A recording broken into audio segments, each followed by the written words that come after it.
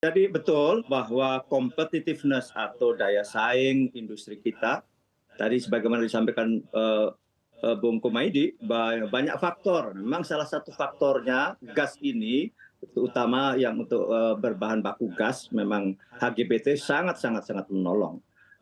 Dan di petrochemical misalnya yang memang, atau di pupuk misalnya yang 70% bahan bakunya ada dari pupuk, dari gas. Dan hanya saja sekali lagi, semuanya kan secara kuantitatif pun bisa dihitung berapa katakanlah gas yang terserap dengan harga $6 per MMBTU itu, lantas pendapatan negara, pendapatan negara bukan pajak, yang itu kelihatan sekali bahwa secara akumulatif misalnya kerugian bukan kerugian ya, tapi penurunan atau perbandingan antara peningkatan pendapatan di industri yang dibantu dengan HGBT ini dengan HGBT yang katakanlah dikorbankan, memang terjadi semacam defisit itu yang terjadi, sehingga Menteri Keuangan telah menengarai bahwa ini harus dievaluasi. Nah, memang inilah yang terus-menerus kita lakukan evaluasi. Di industri pupuk misalnya, yang cukup besar ini mendapatkan termasuk volumenya, ini termasuk volume terbesar bahkan, itu kita evaluasi apakah dengan HGBT ini satu, volume pupuk untuk subsidi masyarakat misalnya tinggi. Tetapi ternyata ada fenomena lain, jadi yang naik justru amoniaknya, di mana amonia itu sebagian besar diekspor. Memang dalam konteks aksi korporasi dengan ekspornya amonia, yang harga amonia sedang tinggi ini justru akan menyehatkan korporasi di satu sisi. Tetapi sisi lain adalah ketidak tepat sasarannya, karena subsidi ini atau gas subsidi ini mestinya ditujukan untuk masyarakat. Artinya volume pupuk yang membesar, katakanlah demikian, sehingga penerima manfaat dari subsidi ini adalah masyarakat, yang dalam hal ini memang yang mendapatkan berhak, di mana pupuk subsidi itulah yang mestinya volumenya naik. Nah, inilah balancing semacam ini, strategi korporasi semacam ini harus kita klopkan dengan idealisme dari Perpres 121 tahun 2020 ini, sehingga betul-betul tepat sasaran juga dari sisi subsidi, karena ini betapapun ini adalah subsidi. Baik, Pak Sugeng, apakah artinya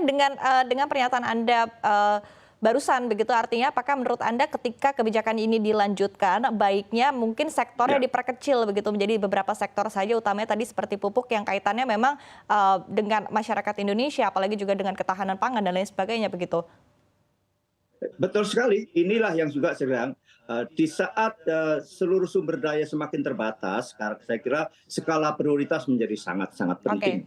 Sekali lagi, ini juga menjadi pertimbangan yang kita lakukan.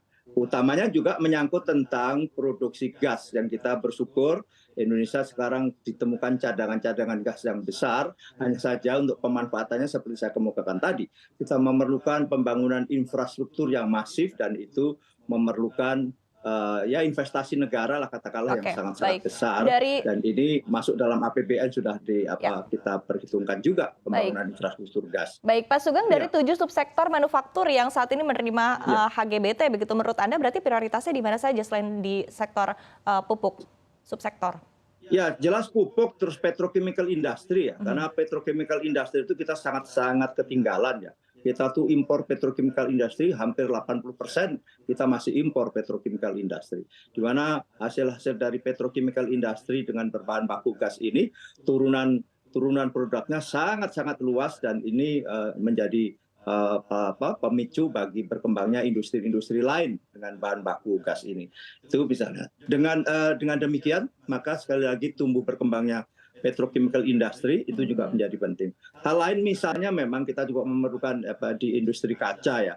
Industri kaca selama ini memerlukan cukup besar dalam hal energi untuk pembakaran dan sebagainya di gas. Nah, 3 hal ini di samping dan yang lain-lain. Tentunya kalau di kalangan industri, seluruh kalangan industri sekarang sedang mengajukan permintaan, ada 142 subsektor industri kalau tidak salah, itu mengajukan juga untuk dapat tadi kebijakan kebijakan yang sama, yakni subsidi di sektor gasnya. Hanya saja menyangkut tentang mekanisme investasi, bagaimana hitungan-hitungan di hulu migas dan sebagainya, bahwa dengan harga $6 per MMBTU, apakah itu menjadi kompetitif, semakin kompetitif industri hulu kita di migas atau dan sebagainya. Itulah yang terus-menerus kita lakukan, betul-betul mitigasi dan evaluasi secara cermat. Kita tidak secara gegabah, karena berkembangnya sektor hulu migas juga menjadi penting kita.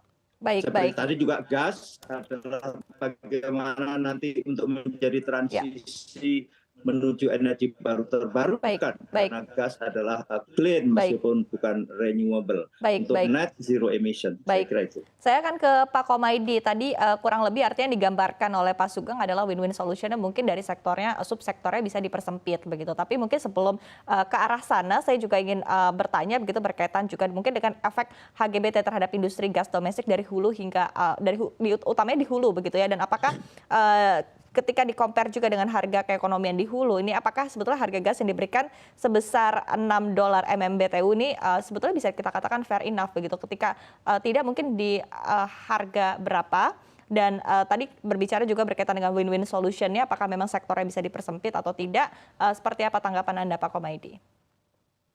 Baik Mbak Iva, sebagai gambaran ya Mbak Iva, yang diimplementasikan ini kan harga sampai di plan gate ya, artinya sudah di titik serah, sudah di tempat industrinya. Tadi Pak Sugeng menyampaikan bahwa ini sudah termasuk biaya transport, biaya transmisi dan lain-lain sudah sampai ke pengguna begitu. Nah, sementara harga di kepala sumur untuk sumur-sumur di wilayah Indonesia bagian barat itu sudah ada yang di atas 6 begitu, bahkan ada yang 8,5-9 tuh ada begitu. Jadi agak berat ketika harga di kepala sumur katakanlah 8 terus kemudian harus jual 6, itu kan berarti ada -2 ya. -2 itu dalam tanda petik bagian negara yang tidak diterima begitu, dinolkan kemudian untuk bisa menjadi 6. Dan sementara penggunanya kan sebagian besar ada di wilayah barat nih Mbak. Industri kan ada di sebaran Pulau Jawa dan Sumatera ya basisnya.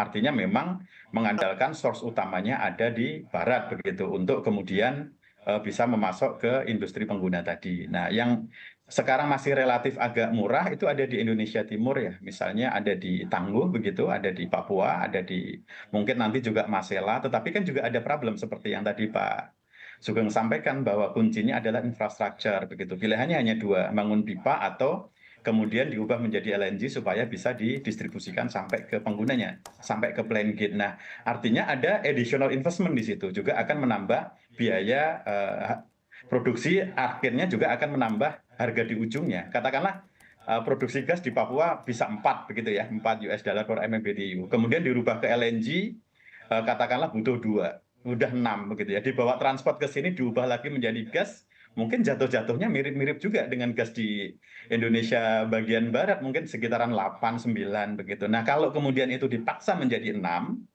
ini yang dikhawatirkan adalah satu, tadi Pak Sugeng menyampaikan ini bukan kerugian, tetapi kemudian potensial revenue yang kemudian diikhlaskan untuk katakanlah tidak diterima di dalam APBN, satu hal. Kemudian ada hal lain yang dampaknya di dalam jangka panjang saya kira perlu diantisipasi bersama-sama, adalah iklim investasi hulu migas itu sendiri, Mbak.